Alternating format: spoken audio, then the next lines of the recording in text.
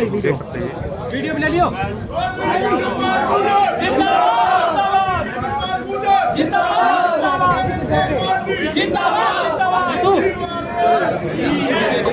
Bharatiya Janata party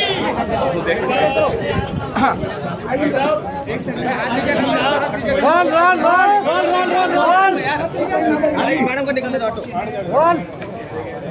देखिए, दुनिया का सबसे बड़े लोकतंत्र भारत में ये चुनाव लोकतंत्र का त्यौहार है। आज छठे चरण के लिए आज नामांकन का आखिरी दिन था।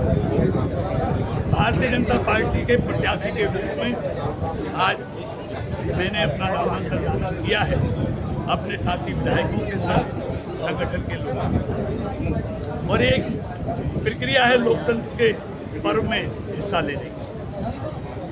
मंत्री जी, मुकाबला है कांग्रेस और बीजेपी का मान रहे हैं, आप क्या कहते हैं? देखिए, देश में दूर दूर तक न यहाँ मुकाबला है न देश के। इस देश में एकमात्र भारतीय जनता पार्टी है जो आज पूरे देश में अपने दम पर पूर्ण बहुमत की सरकार बना सके। देश में कोई ऐसा दल नहीं बचा है जो अपने दम पर सरकार बना सके। ये ठग बंधन इकट्ठा करने की कोशिश कर रहे हैं, ये अस्तित्व की लड़ाई लड़ रहे हैं। कांग्रेस भी 50 से नीचे जाएगी या 50 से 2-4 ऊपर जाएगी, सिर्फ इस लड़ाई में है। वरना कांग्रेस का राजकुमार जो अमेठी छोड़कर भागा, अब वायनाड के लोगों के साथ धोखा किया। जब तक वायनाड में वोट नहीं पड़ गया तब तक उसने बताया नहीं कि मैं भागने वाला हूँ, रायबरेली जाने वाला हूँ। अगर वो वोट से पहले ये बता देता कि मैं रायबरेली जाऊँगा तो वायनाड में उसका इलाज हो जाता। तो उसने अमेठी छोड़ा, वायनाड छोड़ा, अब रायबरेली भी छोड़ेगा।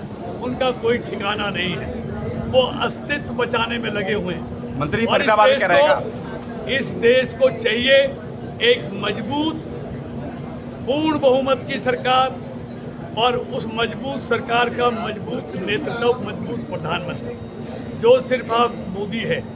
उनके पास चेहरा भी नहीं है और चरित्र भी नहीं बचा है।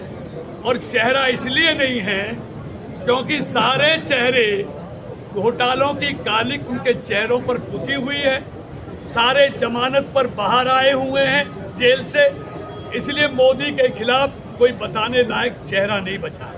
अगर उनमें हिम्मत है तो देश के सामने जैसे मोदी भाजपा और एनडीए का चेहरा है, ऐसा चेहरा वो देश के सामने लेके जाएं तो उनको पता चल जाएगा कि देश की जनता किसके साथ खड़ी है।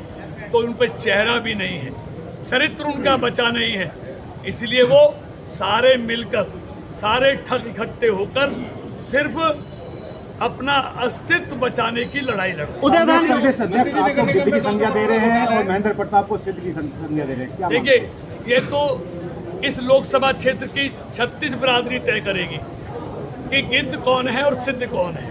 मंत्री जी आपको विपक्ष करप्शन पाल के नाम से भी बोल रहा है। देखिए, मैंने कह दिया ना, सबके चेहरे इस क्षेत्र की जनता ने देखे हुए हैं, सबका चरित्र इस क्षेत्र की 36 बिरादरी जानती है। मंत्री जी का वीडियो वायरल हो रही क्या है, आप जरा इलाके में जाओगे तो खुद पता चलेगा। उदयवान कह रहे हैं मीडिया से दूर रहने के लिए लोगों को। देखिए, मैं इतनी ओछी हरकत पे नहीं आ सकता।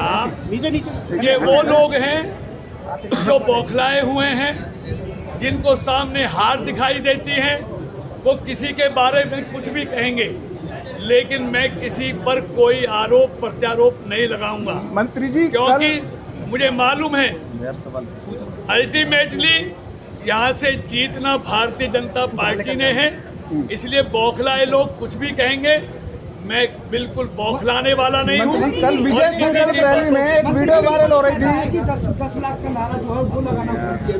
देखिए, आज भी हमें मोदी जी की 400 पार जाएंगे और फरीदाबाद की जनता 10 लाख पार पहुंचाएगी, नोट कर लेना। लेकिन विपक्ष क्या कहता है मुझे विपक्ष की बातों का जवाब नहीं देना, मुझे क्षेत्र की जनता की बातों का जवाब देना। मंत्री जी कल राजकुमार बोहरा का हाथ झटकाया गया एक वीडियो में, वायरल हो रही है। देखिए, ये सब चुनाव में क्या क्या सामने आता है, सर क्या क्या आरोप प्रत्यारोप, मैं आरोप प्रत्यारोप की राजनीति आरोप नहीं नहीं सर, करता। वीडियो वायरल हो रही है, देखिए, इसमें आप हाथ झटकाते दिख रहे हैं उसके देखिए बोहरा बात जी का। सुनिए, हमारी पार्टी का अध्यक्ष है और बहुत सम्मानित अध्यक्ष है। ये क्या दिखाते हैं क्या नहीं, अगर कोई आदमी को कहता है कि सीधे खड़े हो जाए, उसको भी अगर हवा खड़ा करते हैं, मुझे कुछ नहीं कहना।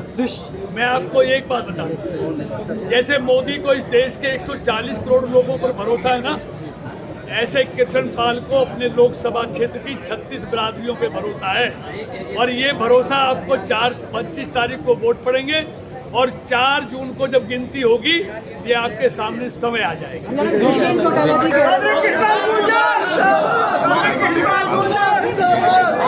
नामांकन के बाद